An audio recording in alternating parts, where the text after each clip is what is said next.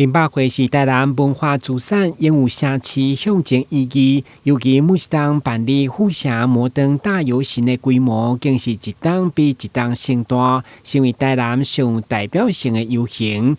為了宣傳，今年已經有30組的團體，超過500位參與演出的空前盛況。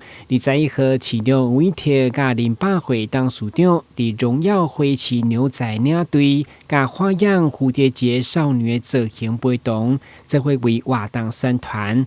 加上參與團體踴躍出席，邀請大家12月6號做回來到老熱。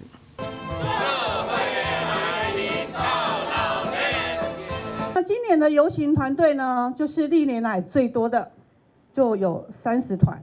那這30團呢，都是各界產官學界一起來報名的。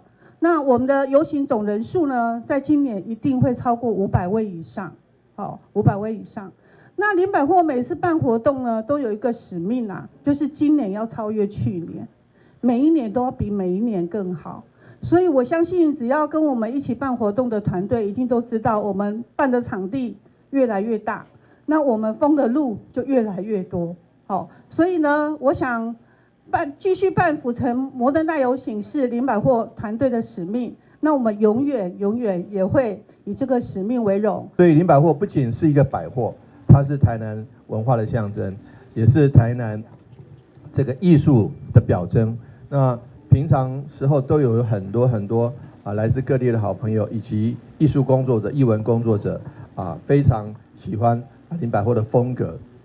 那也期待剛剛老師說，不管在1樓或在4樓，都有許多老師的創作作品能夠裝點，但是也能夠呈現他們的一個獨特的風格，通通在林百貨來呈現。因此呢，再次歡迎12月6日的時候，我們30個團體，也希望更多的市民朋友們一起來參加。